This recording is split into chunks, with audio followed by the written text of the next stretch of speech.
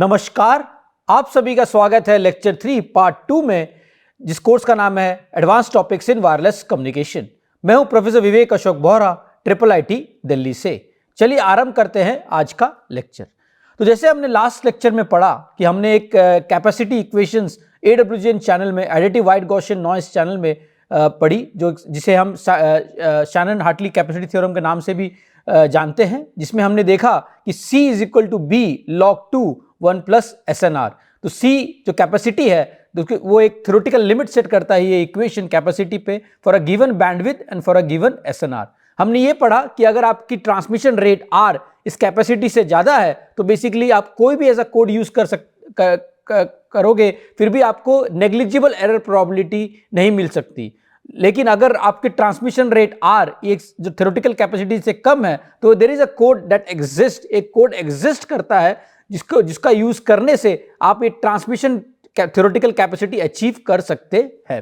तो ये बहुत ही इंपॉर्टेंट इक्वेशन है, जैसे हमने पढ़ा था।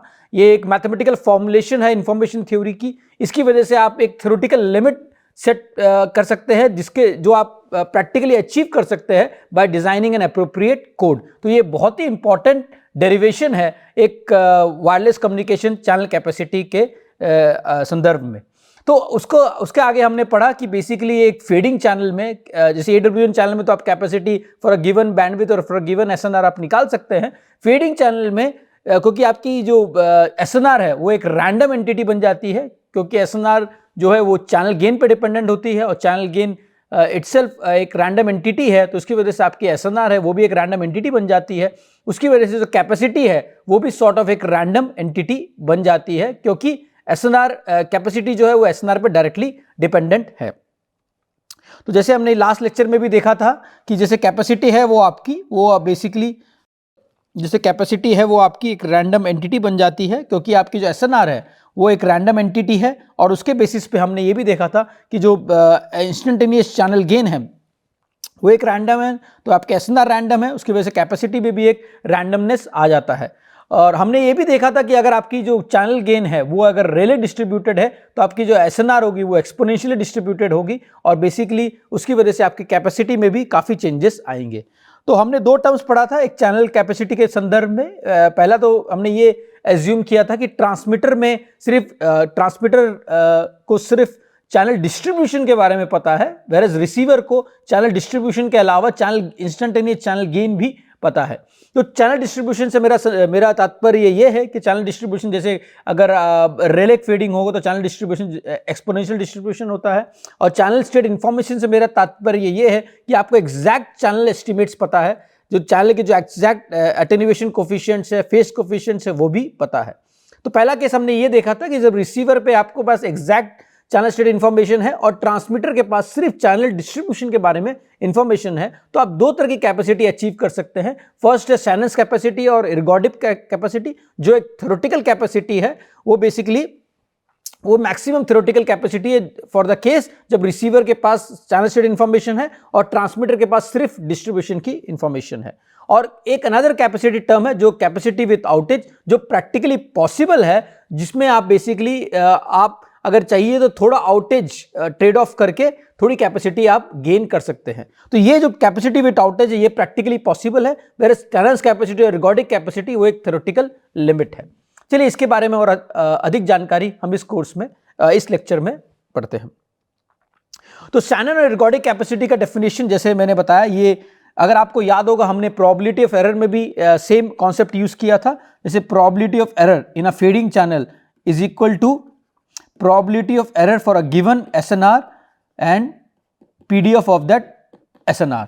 तो सेम कॉन्सेप्ट हम कैपेसिटी शैनन्स कैपेसिटी में भी यूज कर सकते हैं, क्योंकि इस केस में भी आपकी जो SNR है वो रैंडम एंटिटी है, क्योंकि आपकी जैसे मैंने बताया वो चैनल गेन एक रैंडम एंटिटी है, उसकी वजह से आपकी SNR भी एक रैंडम एंटिटी है। तो हम इर्गोडिक कैपेसिटी इस तरह से निकाल सकते हैं, capacity for a given value of SNR for a given value of for capacity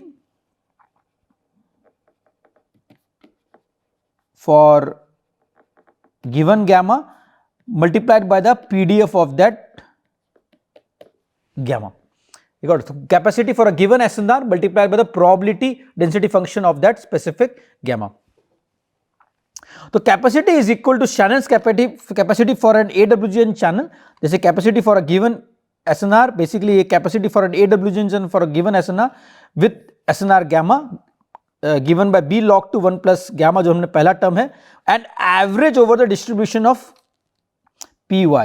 P gamma. So this is nothing but the PDF of gamma y. तो इसको अगर हम सॉल्व करें तो हम ergodic capacity या Shannon's capacity for the case where receiver knows the CSI and transmitter knows the distribution हम निकाल सकते हैं. अगर हमने इसको सॉल्व किया तो हमें ये मिलेगा E is equal to E expected value of B log to 1 plus gamma 0 to infinity B log to 1 plus gamma P gamma and less than or equal to B log to 1 plus expected value of gamma. तो जेनसेंस equality से हम ये दिखा सकते हैं जो ये capacity होगी, अगर ये equation 3.4 is nothing but expected value of B log to 1 plus gamma, क्योंकि ये जैसे हमने देखा था जो expected value of x is equal to, जैसे हमने पहले भी देखा है, x P of x dx. तो सेम चीज आप देखोगे तो x इस केस में B log to 1 plus SNR के जो वैल्यू है B log to 1 plus x है, तो इसमें बेसिकली, और P of gamma जो PDF है, तो इसको इस बेसिस पे हम ये निकाल सकते हैं. और इसकी जो वैल्यू आएगी, जो एक्सपेक्टेड वैल्यू एर्गोडिक कैपेसिटी की जो वैल्यू है वो ऑलवेज कम होगी, कम या बराबर होगी B log to 1 plus expected value of SNR. यानी इससे एक बहुत इंपॉर्टेंट कंक्लूजन हम निकाल सकते हैं कि जब आपकी फेडिंग चैनल की जो कैपेसिटी है वो हमेशा AWGN चैनल कैपेसिटी के मुकाबले कम होगी for the same average SNR. ये बहुत ही इंपॉर्टेंट कंक्लूजन है, इसको मैंने यहां पर भी स्टेट किया है. Shannon capacity of a fading channel with receiver CSI is less than the Shannon's capacity of an AWGN channel with the same average SNR. ये बहुत ही इंपॉर्टेंट कंक्लूजन है कि Shannon's कैपेसिटी एक फेडिंग चैनल की वो कम या बराबर हो सकती है एक capacity of an AWGN channel for the same average SNR. यानी आपकी AWGN चैनल कैपेसिटी हमेशा ज्यादा होगी for the same average SNR as compare to a fading channel. ये बहुत ही इंपॉर्टेंट कंक्लूजन है. तो ये जो कैपेसिटी होगी बेसिकली वो AWGN कैपेसिटी है for the same average SNR, और ये जो कैपेसिटी है वो एक फेडिंग चैनल की कैपेसिटी है. तो ये जो कैपेसिटी है, कैपेसिटी ऑफ अ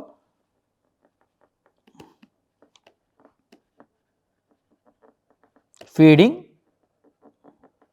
और ये जो कैपेसिटी है, capacity of an AWGN channel for the same average SNR. अगर सेम एवरेज SNR के मैं कैपेसिटी लूं AWGN की, वो ज्यादा होगी as compare to capacity for a fading channel. तो ये जेनसेंस इक्वालिटी से हम दिखा सकते हैं. तो fading reduces capacity when only the receiver has the CSI. तो जब रिसीवर के पास सिर्फ CSI है, ट्रांसमीटर के पास CSI की कोई इंफॉर्मेशन नहीं है, ट्रांसमीटर के पास सिर्फ डिस्ट्रीब्यूशन की इंफॉर्मेशन है, तो बेसिकली कैपेसिटी रिड्यूस होती है. तो fading basically reduces the capacity when only the receiver has the CSI. तो इस केस में अगर रिसीवर के पास सिर्फ CSI है और ट्रांसमीटर के पास CSI नहीं है, तो फेडिंग के केस में उसकी कैपेसिटी रिड्यूस होगी. तो चलिए एक न्यूमेरिकल करते हैं, उससे आपको इसके बारे में और अच्छी जानकारी मिलेगी और इससे अच्छी तरह से समझ में आएगा. तो एक केस लेते हैं जहां पर एक फ्लैट फेडिंग चैनल है और with independent identically distributed channel gains हैं. Square root of GI which can take 3 possible values. तो square root of GI is equal to 0.05 with probability P1 equal to 0.1. Square root of G2 is equal to 0.5 with probability of P2 is equal to 0.5, and square root of G3 is equal to 1 with probability of P3 0.4. तो अगर तीनों की probability को add करूं मैं, P1 plus P2 plus P3, the value will be equal to 1. The transmit power is 10 milliwatts. The transmit power दी हुई है PT, वो 10 milliwatts दी हुई है, और noise spectral density N0 वो दी हुई है 10⁻⁹ वॉट्स पर हर्ज, और चैनल बैंडविड्थ जो दी हुई है B वो दी हुई है 30 kilohertz. Assume the receiver has the knowledge of the instantaneous channel gain. तो रिसीवर के पास चैनल स्टेट इंफॉर्मेशन की पूरी नॉलेज है, but transmitter does not. But transmitter के पास सीएसआई की कोई इंफॉर्मेशन नहीं है, ट्रांसमीटर के पास चैनल स्टेट इंफॉर्मेशन नहीं है, ट्रांसमीटर को पता नहीं कि जीआई की वैल्यू क्या है, एग्जैक्ट जीआई की वैल्यू क्या है। Find the Shannon capacity of this channel. इसको पहले आपको एर्गोडिक कैपेसिटी निकालनी है, एर्गोडिक कैपेसिटी निकालनी है।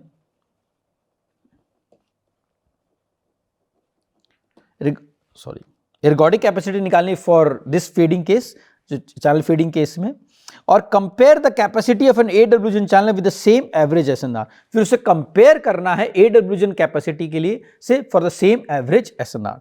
तो चलिए इसको सॉल्व करने का ट्राई करते हैं। तो हमें पहले देखना है क्या क्या दिया हुआ है। तो चैनल गेन जैसे दिए हुए हैं, square root of G1 equal to 0.05 और प्रोबेबिलिटी दी हुई इसकी 0.1। फिर सेकेंड चैनल गेन दिया हुआ है 0.5 और इसकी प्रोबेबिलिटी दी गई है 0.5 और थर्ड चैनल गेन दिया गया है 1 और इसकी प्रोबेबिलिटी दी गई है 0.1। तो हमें बेसिकली निकालना है एर्गोडिक कैपेसिटी या शैनन्स कैपेसिटी। तो हमने देखा था एर्गोडिक कैपेसिटी कैसे निकालेंगे, एक्सपेक्टेड वैल्यू जो है कैपेसिटी की उसको हम कैसे निकालेंगे, जैसे हमने पहले भी पढ़ा, expected value of C in this case will be equal to B। अगर कंटिन्यूस टाइम फंक्शन रहेगा तो ये 0 to infinity B log 2 1 plus gamma P of gamma D gamma. Okay, और कंटिन्यूस टाइम में हम इसे समेशन के फॉर्म में लिख सकते हैं। इसमें 3 SNR है तो I equal to 1 to 3 B log 2 1 plus gamma I probability of gamma I। बस इस फॉर्म में हम इसे लिख सकते हैं। तो बेसिकली आप देखोगे ये, इसको अगर हम सॉल्व करेंगे तो हमें एर्गोडिक कैपेसिटी, एर्गोडिक या शैनन्स कैपेसिटी फॉर फीडिंग चैनल मिल जाएगा हमें, फॉर गिवन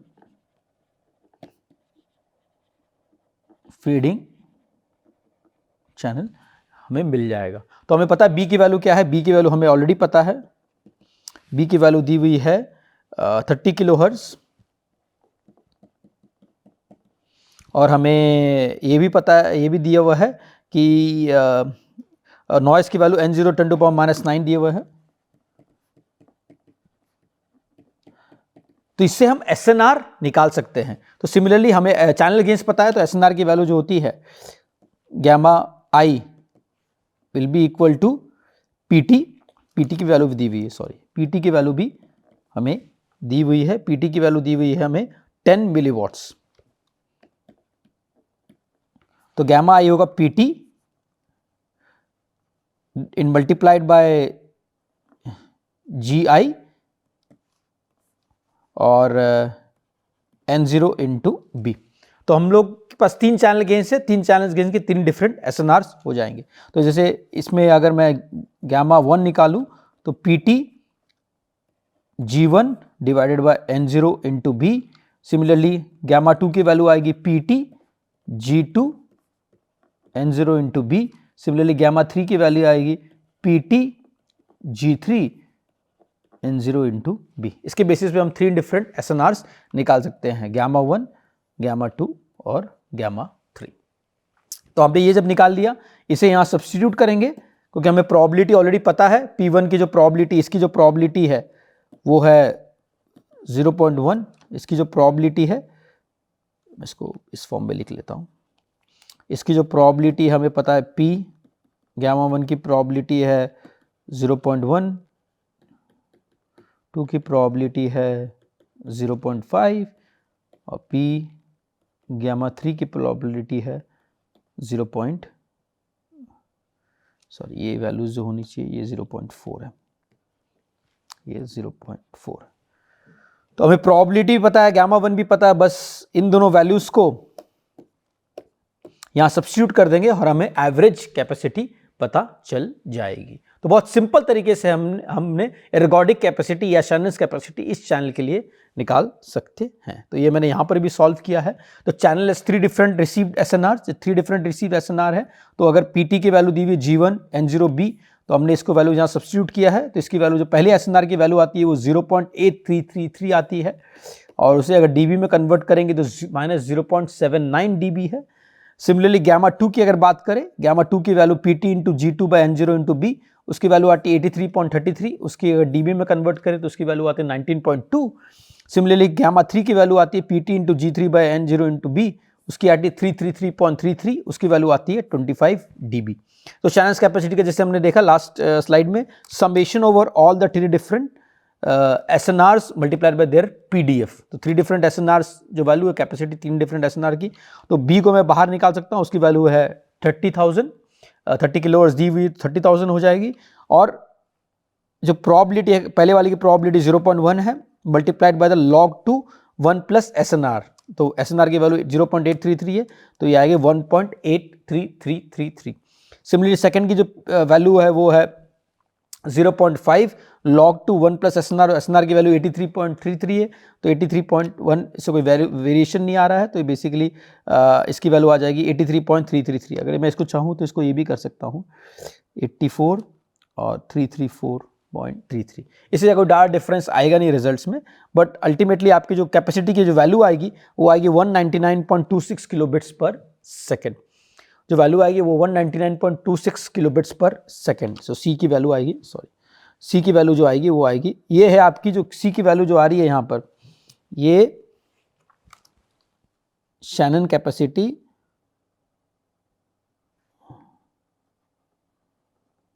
या एर्गोडिक कैपेसिटी है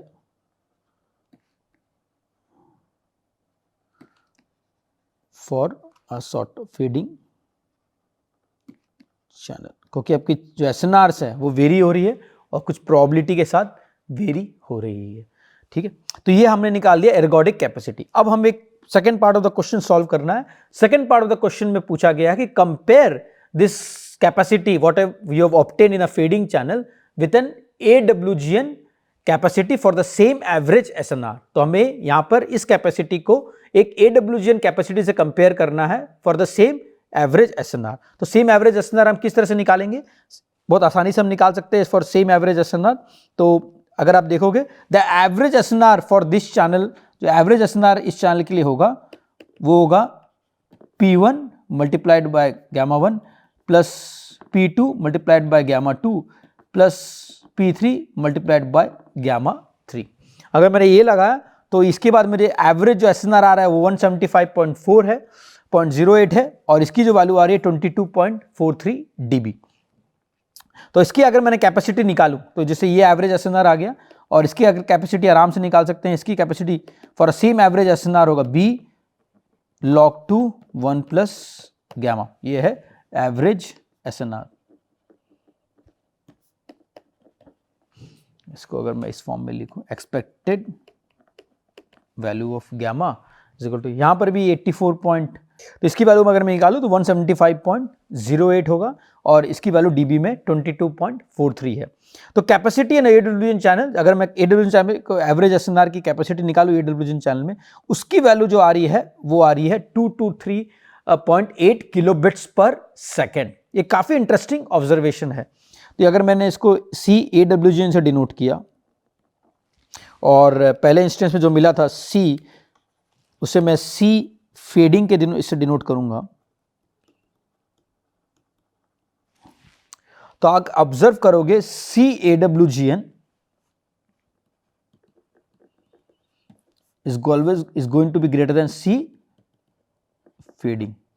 तो ये हमने जेनसेंस इक्वालिटी में भी देखा है, जेनसेंस इनइक्वालिटी में भी देखा है कि capacity for a fading channel is always going to be less than or equal to capacity for an AWGN channel for a same average SNR। तो हमने जब एवरेज SNR निकाला और उसकी जब कैपेसिटी निकाली तो वो ऑब्वियस सी बात है वो ज़्यादा है as compare to the case जब हमने फीडिंग चैनल के लिए पिछले स्लाइड में निकाला था। तो ये भी मैंने यहाँ पर भी स्पेसिफिकली ये मेंशन किया है कि fading reduces the capacity for the same average SNR. So Shannon's capacity of a feeding channel with receiver CSI, receiver के पास चैनल स्टेट इंफॉर्मेशन है, is less than the Shannon capacity of an AWGN channel with the same average SNR. अगर मैंने same average SNR, जैसे मैंने यहाँ पर average SNR निकाला, उससे अगर कैपेसिटी को निकाला मैंने, तो वो वैल्यू जो आएगी AWGN चैनल की वो ज़्यादा होगी as compare to for a case feeding channel के केस के मुताबिक, जहाँ पर रिसीवर के पास CSI है. अभी मैंने ये स्पेसिफिक केस कंसिडर किया जहाँ सिर्फ रिसीवर के पास CSI है, ट्रांसमीटर के पास CSI की कोई इन्फॉर्मेशन नहीं, ट्रांसमीटर का CSI है नहीं, तो वो भी पावर अडेप्टेशन नहीं कर पाता है. तो पावर अडेप्टेशन कर पाएगा तो हम इसको वापस से रिविजिट करेंगे, वहाँ देखेंगे पावर अडेप्टेशन के साथ कैपेसिटी को फर्दर आप कैसे इंप्रूव कर सकते हैं when transmitter also has the CSI. तो ये बेसिकली एक सॉर्ट ऑफ प्रूफ भी दिखाता है जेनसेन्स इनइक्वालिटी का. ये बताता है कि basically AWGN channel capacity for the same average SNR वो ज़्यादा है as compare to the case जहाँ फीडिंग केस के जहाँ पर रिसीवर के पास CSI है और उसके हिसाब से वो बेसिकली कैपेसिटी, एर्गोडिक कैपेसिटी हम कैलकुलेट करते हैं. तो ये एक जस्ट पिक्टोरियल है, अगर आप देखोगे तो पिक्टोरियल में ये दिख रहा है कि ये जो ये कर्व है, ये नॉन फीडिंग केस है जो हमने AWGN के लिए पढ़ा था. बेसिकली अगर मैं लिखना हो तो CB log 2 1 plus expected value of gamma है, और जो रेड वाला कर्व है ये है एक्सपेक्टेड वैल्यू ऑफ C, ये हो जाएगा expected value of B log 2 1 plus SNR. तो ये आप देखोगे रेड, ये जो कर्व है, रेड वाला कर्व है, ये बेसिकली फीडिंग केस के लिए कर्व है, रेलेक फीडिंग के लिए केस के लिए केस है. इस केस में गैमा जो होगा वो एक्सपोनेंशियली डिस्ट्रीब्यूटेड होगा, ये फीडिंग के लिए केस है. और ये जो केस है ये AWGN केस है. तो ऑब्वियस सी बात है AWGN में कैपेसिटी ज़्यादा है, नॉन फीडिंग जो इसमें बताया गया वो फीडिंग केस है, और जो ये वाला केस है वो रेलेक फीडिंग वाला केस है. तो ऑब्वियसली आपको दिख रहा है इसमें कि आपकी रेट जो है, rate in the sense of bits पर सेकंड पर सिंबल, बिट्स पर सेकंड पर हर्ट्ज, जो आपकी रेट्स दिख रही है इसमें वो AWGN केस में, नॉन फीडिंग केस में ज़्यादा है एज कम्पेयर टू रेलेक फीडिंग. तो काफ़ी गैप है इस दोनों के बीच में. तो देखोगे अब दोनों केस में काफ़ी गैप है, और ये वाला जो इक्वेशन है बेसिकली ये इसको रिलेट करता है कैपेसिटी इस log 2 1 प्लस. इसमें बेसिकली नॉर्मलाइज्ड बैंडविड्थ है, तो इसमें बेसिकली इसमें ये जो प्लॉट हो रहा है वो C/B है, और इसमें भी जो प्लॉट हो रहा है वो C/B है. ओके, तो इसलिए बेसिकली एक्सपेक्टेड वैल्यू, इसलिए इसमें एक्सपेक्टेड वैल्यू ऑफ, इसलिए इसमें भी एक्सपेक्टेड, ये नॉर्मलाइज कैपेसिटी या स्पेक्ट्रल एफिशिएंसी भी कहते हैं, जहां हम नॉर्मलाइज कर लेते हैं बैंडविड्थ के साथ. तो ये बेसिकली एक्सपेक्टेड 1 प्लस गैमा है, क्योंकि हमने नॉर्मलाइज कर लिया बैंडविड्थ के साथ, इसलिए आपको रेट्स मिल रही है बिट्स पर सेकंड पर हर्ट्ज या बिट्स पर सिंबल मिल रही है. तो ये भी इस इक्वेशन से भी हम ये चीज़ देख सकते हैं. तो expected value B log 2 1 plus gamma is always going to be less than और equal to B log 2 1 plus expected value of gamma. तो ये केस ये बेसिकली दिखाता है. चलिए अब आगे बढ़ते हैं. अब हम देखते हैं कैपेसिटी विद आउटेज. ये भी एक बहुत ही इंपॉर्टेंट टॉपिक है. तो अभी तक जो हमने पढ़ा वो बेसिकली एर्गोडिक कैपेसिटी और शैनन कैपेसिटी केस के लिए है, जहां पर हमने फीडिंग केस के बारे में पढ़ा, जहां ट्रांसमीटर के पास CSI नहीं है, रिसीवर के पास CSI है, और वो जो कैपेसिटी ऑब्टेन होती है वो थ्योरेटिकली मैक्सिमम कैपेसिटी पॉसिबल है जब रिसीवर के पास CSI है और ट्रांसमीटर के पास सिर्फ इंफॉर्मेशन है डिस्ट्रीब्यूशन की. अब हम प्रैक्टिकली पॉसिबल कैपेसिटी के बारे में पढ़ेंगे, कैपेसिटी विद आउटेज. अब जब ट्रांसमीटर के पास डिस्ट्रीब्यूशन की इंफॉर्मेशन है और रिसीवर के पास एग्जैक्ट CSI है, तो ट्रांसमीटर बेसिकली ये कर सकता है कुछ स्टैंडर्ड स्टेट्स में वो ट्रांसमिट ही ना करे और कुछ स्टैंडर्ड स्टेट में वो ट्रांसमिट करे, सो दैट आपकी जो कैपेसिटी है वो एक्चुअली थ्योरेटिकली और प्रैक्टिकली पॉसिबल हो सके. So it basically applies to slow varying channel. वो स्लोली वेरिंग चैनल के लिए एप्लीकेशन होता है, जहां पर आपकी जो PDF है वो स्लोली वेरी हो रहा है. ज़रा स्पीड, अगर डायनेमिकली ज़रा स्पीड में वेरी हो रहा होगा तो बेसिकली उसमें कोडिंग करना इतना आसान नहीं होता है. तो बेसिकली ये इस केसेस के लिए अप्लाई होता है जहां पर आपका PDF है उसमें स्मॉल वेरिएशन है. ऐसे समझिए, ये PDF है उसमें स्मॉल वेरिएशन है, जहां पर चैनल स्टेट्स काफी हद तक कांस्टेंट रहते हैं, उसके बाद फिर चेंज होते हैं, फिर से कांस्टेंट रहते हैं। तो आपकी जो प्रोबेबिलिटी है, प्रोबेबिलिटी डेंसिटी फंक्शन है चैनल गेन की, वो काफी हद तक कांस्टेंट रहती है, फिर थोड़ी चेंज होती है, फिर से कांस्टेंट होती है। तो ये मैंने ये भी बताया, चैनल रिमेन्स कांस्टेंट और stationary over large time block duration and changes to a new value based on the probability distribution P of G। तो इस केस के लिए जहां पर चैनल स्टेट मोर और लेस कांस्टेंट रहता है, फिर नया वैल्यू रहता है थोड़ी देर के बाद। तो इस केसेस के लिए ये एप्लीकेबल है और इसमें हम दिखाएंगे किस तरह से हम कैपेसिटी विद आउटेज ऑब्टेन कर सकते हैं। तो बेसिकली इसमें ये होता है कि transmitter fixes a minimum received SNR. तो ट्रांसमीटर ये एज्यूम करता है कि एक मिनिमम रिसीव्ड एसएनआर रिसीवर को मिलना चाहिए। तो एक ट्रांसमीटर एक एज्यूम करता है कि एक मिनिमम रिसीवर को एसएनआर, क्योंकि ट्रांसमीटर नोज द डिस्ट्रीब्यूशन, तो ये उसको ये पता है कि कितने प्रोबेबिलिटी से जो एसएनआर है वो फ्लक्चुएट हो रहा है। ये बहुत ही इंपॉर्टेंट स्टेटमेंट है, क्योंकि ट्रांसमीटर को एग्जैक्ट सीएसआई पता नहीं है, बट ट्रांसमीटर को डिस्ट्रीब्यूशन पता है। तो उसे ये पता है कि कितने देर के लिए, कितने ड्यूरेशन के लिए चैनल स्टेट्स इस कंडीशन पर रहेगा, कितने ड्यूरेशन के लिए चैनल स्टेट इस कंडीशन पर रहेगा, उसे प्रोबेबिलिटी पता है। And encodes the data rate B log two 1 plus gamma min. So basically ये बताने की कोशिश कर रहा है कि बेसिकली जो ट्रांसमीटर है वो एक मिनिमम एसएनआर फिक्स कर देगा और उसके बेसिस पर इनकोडिंग करेगा। लेकिन इस केस में क्या होगा, जब से रिसीवर के एसएनआर गैमा मिन से कम हो जाएगी तो रिसीवर डिकोड नहीं कर पाएगा, वो स्टेट आउटेज पे चला जाएगा। तो जब receive SNR less than gamma min, bits will be received in error and outage will be declared. बहुत ही इंपॉर्टेंट स्टेटमेंट है। इसमें बेसिकली ये हो रहा है कि ट्रांसमीटर एक एसएनआर फिक्स कर दे रहा है, उसे पता है कि डिस्ट्रीब्यूशन क्या है, इस डिस्ट्रीब्यूशन के अगर इस प्रोबेबिलिटी, इस एसएनआर की ये प्रोबेबिलिटी है, उसके बेसिस पे ये गैमा मिन फिक्स कर दे रहा है। और जैसे ही रिसीवर का एसएनआर गैमा मिन से नीचे जा रहा है तो आउटेज डिक्लेयर हो जा रहा है, और जैसे ही एसएनआर गैमा मिन के ऊपर है तो रिसीवर आराम से ट्रांसमीटर इंफॉर्मेशन को डिकोड कर पाता है। तो इस केस में इसे हम कैपेसिटी विद आउटेज कहते हैं। तो receiver SNR greater than gamma min, तो capacity bits will be received correctly. तो इसमें कैपेसिटी विद आउटेज हम इस फॉर्म में निकाल सकते हैं, C outage 1 minus outage probability multiply with the conventional B log two 1 plus gamma min. ये बहुत ही इंपॉर्टेंट है, क्योंकि गैमा मिन के हिसाब से ट्रांसमीटर इनकोडिंग कर रहा है। तो जैसे ही एस के एसएनआर गैमा मिन से कम हो जाती है तो आउटेज हो जाएगा, तो वो सिग्नल ढंग से डिकोड नहीं हो पाएगा, वो एरर से डिकोड होगा। और जैसे ही आपके एसएनआर गैमा मिन से ज्यादा है, वो सिग्नल आराम से डिकोड हो पाएगा। चलिए एग्जाम्पल देखते हैं इसे और बेहतर समझने के लिए।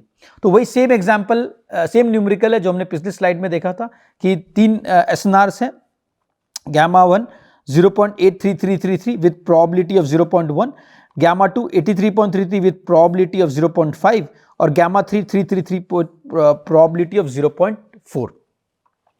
Find the capacity versus outage. Now इस केस में हमें कैपेसिटी वर्सेस आउटेज निकालना है जो प्रैक्टिकली पॉसिबल है, and find the average rate correctly received for the outage probability. इसमें 3 आउटेज प्रोबेबिलिटी दी गई। पहले केस दी हुई कि आउटेज प्रोबेबिलिटी आपको 0.1 से कम चाहिए। पहला केस बहुत ही इंपॉर्टेंट है। अगर मैं इस केस को यहां लिखने की कोशिश करूं तो पहला केस है, फर्स्ट केस है जहां पर आपकी आउटेज प्रोबेबिलिटी आपको 0.1 से कम चाहिए। सेकंड केस ये है,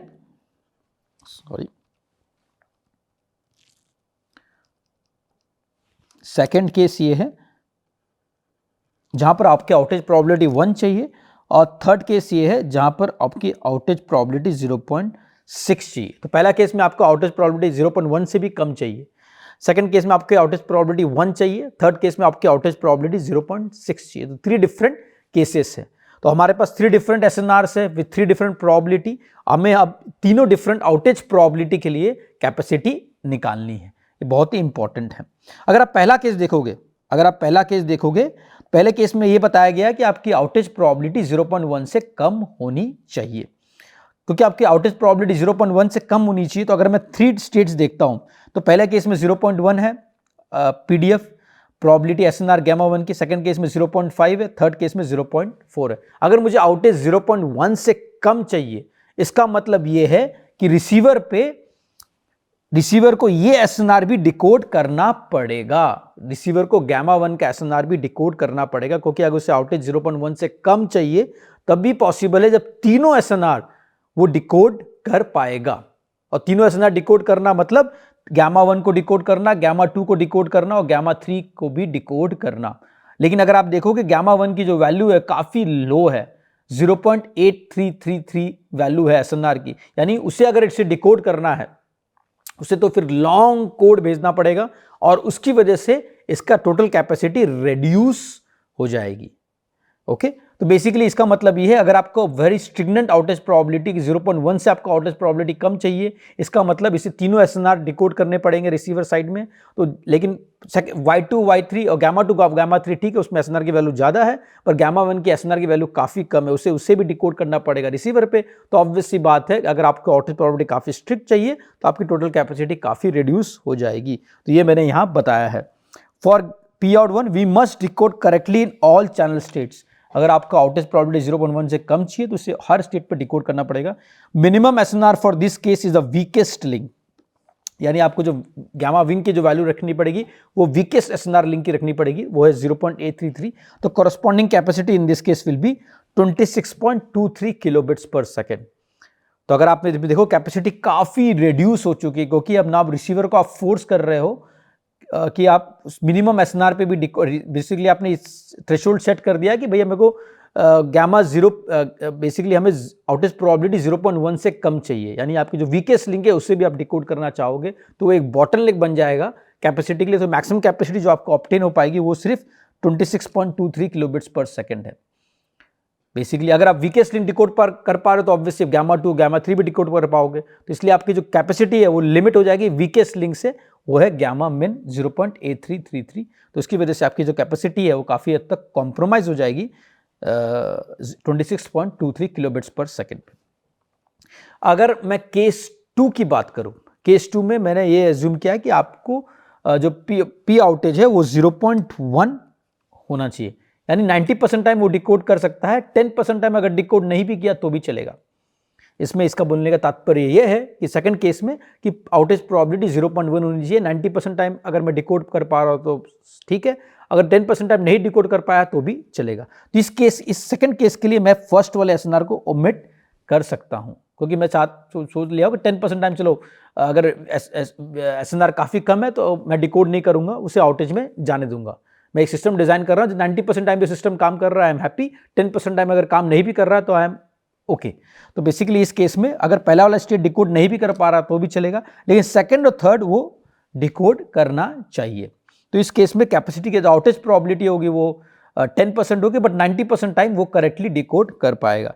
तो इस केस में जो मिनिमम एसएनआर देखोगे आप 83.33 है। तो ये पी आउट के केस में for decoding is incorrect only when the channel is in the weakest state, that is gamma 1। अगर गामा 1 के स्टेट में तो वो डिकोड नहीं करेगा, तो फिर इसमें जो मिनिमम एसएनआर आ जाएगा वो 83.33 आ जाएगा, और करस्पॉन्डिंग कैपेसिटी जो होगी सी बी लॉग 2, वाई मिन की जो वैल्यू है इस केस में वो आ जाएगी 83.33। तो आपकी जो टोटल कैपेसिटी मिलेगी इस केस में वो 191.94 किलोबिट्स पर सेकेंड है। और अगर मैं कैपेसिटी विथ आउटेज निकालने का कोशिश करूं, क्योंकि इसमें 90% टाइम ये काम करेगा, 10% ऑफ टाइम काम नहीं करेगा, तो 1 माइनस 0.1 इंटू सी, तो इसे मिल जाएगा 0.9 इंटू 191.94, इसकी वैल्यू कुछ 170 के आसपास आएगी, 172 किलोबिट्स पर सेकेंड। तो ये वैल्यू आ जाएगी 172.74 kbps। तो इसमें आप देखो, इसमें और केस 1 में मेजर डिफरेंस है, कैपेसिटी काफी बढ़ गई है आपकी। केस 1 में आपको 24 किलोबिट्स पर सेकंड के आसपास कैपेसिटी मिल रही, 26 किलोबिट्स पर सेकंड के आसपास कैपेसिटी मिल रही थी, whereas केस 2 में आपको 172 किलोबिट्स के आसपास कैपेसिटी मिल रही है। That is significant improvement as compare to case 1। But इसमें एक ही ये है कि आपके 10% टाइम आप आउटेज में रहोगे। चलिए अब आगे बढ़ते हैं, आप केस 3 देखते हैं। केस 3 में अगर आप गौर से देखोगे, केस 3 में आउटेज प्रोबेबिलिटी काफी ज्यादा है। केस 3 में हम बोल रहे हैं कि 60% टाइम अगर आउटेज में रहेगा तो भी चलेगा, 40% टाइम आउटेज में नहीं रहना चाहिए। तो केस 3 के लिए हम ये दोनों के एसएनआर को इग्नोर कर सकते हैं, सिर्फ ये एसएनआर के केस में हम डिकोड करेंगे। गामा 1 गामा 2 हम इग्नोर कर लेंगे, सिर्फ गामा 3 के केस में हम डिकोड करेंगे, यानी हम 60% आउटेज से चलेगा, 40% केस में हम सिर्फ डिकोड कर पाएंगे। तो इस केस में अगर आप देखोगे तो गैमा मिन की जो वैल्यू हो जाएगी वो गैमा 2 हो जाएगी, वो 333.33 है। ये 3 होनी चाहिए, तो गैमा 3 हो जाएगी। तो इसकी जो वैल्यू होगी वो आएगी 333.3।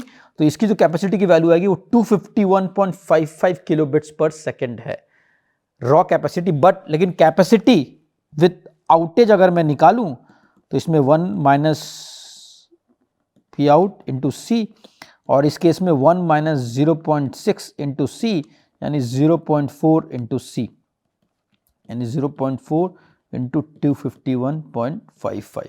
तो इसकी जो वैल्यू आती है वो 100 किलोबिट्स पर सेकेंड है। तो अगर आप देखो केस 2 से कैपेसिटी काफ़ी रिड्यूस हो गई है, क्योंकि आपकी जो चैनल स्टेट है वो सिर्फ 40% टाइम ही काम कर रही है, 60% टाइम वो काम नहीं कर रही है, क्योंकि 60% टाइम वो डिकोड नहीं कर पा रही है, इसलिए आपकी टोटल कैपेसिटी है वो काफ़ी रिड्यूस हो गई। और जो इफेक्टिव कैपेसिटी विद आउटेज है आपको सिर्फ 100.62 किलोबिट्स पर सेकेंड ही मिल पा रही है। तो ये एग्जाम्पल से हमने देखा कि 3 डिफरेंट स्टेट्स थे, 3 डिफरेंट केसेस हमने स्टडी किया। पहला केस हमने ये स्टडी किया कि अगर सिस्टम में कोई भी आउटेज नहीं चाहिए, आपको आपके सिस्टम चाहिए आप 100% काम करे, तो आपको मिनिमम वीकेस्ट लिंक के ध्यान रखते हुए सिस्टम को डिजाइन करना पड़ेगा। उसके लिए क्योंकि आपको मिनिमम लिंक काफ़ी लो एसएनआर लिंक है, उसके लिए आपको लॉन्ग कोड, कॉम्प्लेक्स कोड भेजना पड़ेगा। उसकी वजह से आपकी टोटल सिस्टम कैपेसिटी काफ़ी रिड्यूस हो रही है, आपको कुछ 26.6 किलोबिट्स पर सेकंड मिल रहे थे। उसके बाद हमने केस 2 देखा, जहां पर आप ये एज्यूम कर रहे हैं कि 10% टाइम आउटेज में रहेगा और 90% टाइम ये डिकोड कर सकता है। उस केस में हमने देखा कैपेसिटी काफ़ी अच्छी इंप्रूव हो गई थी, और even with capacity with outage 90% time आपको 170 किलोबिट्स पर सेकंड के आसपास मिल रहा था। और थर्ड केस जो देखा हमने उसमें एज्यूम किया कि 60% टाइम वो आउटेज में रह सकता है, 40% टाइम हम सिर्फ डिकोड करेंगे। उसके लिए आपके जब हाईएस्ट एसएनआर थी Y3, उसे आप उसका प्रयोग किया। उसके प्रयोग करने के बाद ऑल्दो रॉ कैपेसिटी आपको 250 के आसपास मिले थे, बट कैपेसिटी विद आउटेज, क्योंकि आपका 60% टाइम सिस्टम काम ही नहीं कर रहा है, सिर्फ 40% टाइम आप डिकोड कर पा रहे हो, इसलिए आपको टोटल कैपेसिटी काफ़ी रिड्यूस हो गई है, वो अराउंड 100 किलोबिट्स पर सेकंड के आसपास आपको मिलती है। ओके, अब हम नेक्स्ट केस देखते हैं जहां ट्रांसमीटर और रिसीवर दोनों के पास CSI है। बेसिकली हम ये एज्यूम कर रहे हैं कि ट्रांसमीटर के पास भी CSI है और रिसीवर के पास भी CSI है। ये एक बहुत ही महत्वपूर्ण केस है। ये आजकल मैसिव माइमो सिस्टम्स में या कोई भी next generation multiple input multiple output systems में इसका काफ़ी प्रयोग हो रहा है, जहां पर हम एज्यूम कर रहे हैं कि ट्रांसमीटर में भी CSI है और रिसीवर के पास भी CSI है। जब ट्रांसमीटर के पास भी CSI है तो उसे वो उपयोग करके बहुत कुछ कर सकता है, पावर अडेप्टेशन कर सकता है, रेट अडेप्टेशन कर सकता है। इसके बारे में हम आगे जाके और भी पढ़ेंगे, बट इस कैपेसिटी केस में हम ये दिखाएंगे कि जब ट्रांसमीटर के पास CSI है और वो पावर अडेप्टेशन करता है तो वो मैक्सिमम थ्योरेटिकल कैपेसिटी अचीव कर सकता है। तो अगर ट्रांसमीटर के पास भी CSI है और रिसीवर के पास भी CSI है और जो दोनों को डिस्ट्रीब्यूशन पता है, तो कैपेसिटी अगर वो पावर अडेप्टेशन नहीं कर रहा है, अगर समझे ट्रांसमीटर के पास CSI होते हुए भी वो पावर अडेप्टेशन नहीं कर रहा है, पावर अडेप्टेशन से मेरा तात्पर्य ये है कि depending upon the channel state information वो पावर एलोकेशन करता है। लेकिन अगर वो पावर अडेप्टेशन नहीं कर रहा है तो उसकी जो कैपेसिटी की वैल्यू होगी वो सेम होगी जब रिसीवर के पास CSI है। इसका मतलब ये है कि जब ट्रांसमीटर के पास CSI है वो उसका ढंग से उपयोग नहीं कर रहा है, अगर वो पावर अडेप्टेशन नहीं कर रहा है तो इससे कोई फायदा नहीं होगा सिस्टम में। तो same as ergodic capacity derived earlier, तो अगर वो ट्रांसमीटर पावर अडेप्टेशन नहीं कर रहा है तो उसकी जो कैपेसिटी की जो वैल्यू आएगी वो सेम आएगी जो हमने एर्गोडिक कैपेसिटी में पहले पढ़ चुका जब रिसीवर के पास CSI था। लेकिन अगर ट्रांसमीटर के पास CSI है और उसे वो पावर अडेप्टेशन कर रहा है, basically depending upon the SNR वो पावर एलोकेट कर रहा है, तो मैक्सिमम थ्योरेटिकल कैपेसिटी पॉसिबल है थ्रू वाटर फिलिंग। उसके बारे में हम पढ़ते हैं। The CSI at TX is perfect and instantaneous. हम ये एज्यूम कर रहे हैं जो ट्रांसमीटर के पास CSI है वो परफेक्ट है और इंस्टेंटेनियस है। और एवरेज पावर कंस्ट्रेंट इस फॉर्म से हम डिफाइन कर रहे हैं, जो टोटल पावर है वो P है, और आपने अगर हर एक चैनल स्टेट में कुछ पावर एलोकेट किया है विद दिस, ये प्रोबेबिलिटी है चैनल स्टेट की विद दिस पावर एलोकेशन है, वो टोटल पावर कंस्ट्रेंट हम मेंटेन कर रहे हैं। तो ये बहुत ही इंपॉर्टेंट ये है कि बेसिकली हम ये एज्यूम कर रहे हैं कि कोई एक्स्ट्रा पावर नहीं है ट्रांसमीटर के पास, जो टोटल पावर है जो पहले थी उतनी ही है, वो बस ये पावर को जुडिशियसली एलोकेट कर रहा है डिफरेंट चैनल स्टेट्स पे। ये बहुत ही इंपॉर्टेंट है। इक्वेशन है 3.8, बेसिकली ये पावर कंस्ट्रेंट डिफाइन करता है। ये बताता है कि जो टोटल पावर है वो पहले केस के जितने ही है, रिसीवर CSI में केस में या कोई पावर, लेकिन वो तो टोटल पावर है, बट वो लेकिन जुडिशियसली इसको एलोकेट कर रहा है for different channel state in order to maximise the capacity. Transmit power is adapted as per the instantaneous channel gain. तो बेसिकली इसका बोलने का तात्पर्य है कि हर एक चैनल स्टेट्स पे हम डिफरेंट पावर एलोकेट करेंगे, क्योंकि आप ट्रांसमीटर के पास चैनल स्टेट इन्फॉर्मेशन है, उससे पता है कि चैनल स्टेट इन्फॉर्मेशन कब ज़्यादा है कब कम है, तो उसके बेसिस पे वो पावर एलोकेशन करेगा ट्रांसमिटेड सिग्नल पे। तो इस सॉर्ट ऑफ रिसोर्सेस है, इसमें एक पावर एक रिसोर्स है, आप रिसोर्स को किस तरह से एलोकेट करते हो डिफरेंट चैनल स्टेट्स से, उस ताकि आपकी जो ओवरऑल कैपेसिटी है वो मैक्सिमाइज हो जाए। इसका एक बहुत सिंपल एग्जांपल स्टॉक मार्केट या कोई भी और इसमें भी देख सकते हो, जहां पर आपके एक लिमिटेड रिसोर्सेस है, आप ये रिसोर्सेस को एलोकेट करते हैं डिफरेंट स्टॉक्स या डिफरेंट शेयर्स में, ताकि आपकी तो मैक्सिमम आप प्रॉफिट मैक्सिमाइज कर सको। सेम कॉन्सेप्ट सॉर्ट ऑफ यहां पर भी है, आपकी टोटल पावर बजट है P, आप ये टोटल पावर को डिफरेंट चैनल स्टेट्स में एलोकेट कर रहे हो ताकि आपकी कैपेसिटी मैक्सिमाइज हो जाए। ओके, तो इसके बारे में हम और अत्यधिक जानकारी नेक्स्ट लेक्चर में देंगे। आज तक जो हमने पढ़ा एर्गोडिक कैपेसिटी के बारे में और पावर एडेप्टेशन के बारे में, उसको हम आगे के लेक्चर में और डिटेल में पढ़ेंगे, जहां पर ट्रांसमीटर के पास अगर CSI है, किस तरह से वो पावर एडेप्टेशन करके कैपेसिटी को मैक्सिमाइज कर सकता है। धन्यवाद।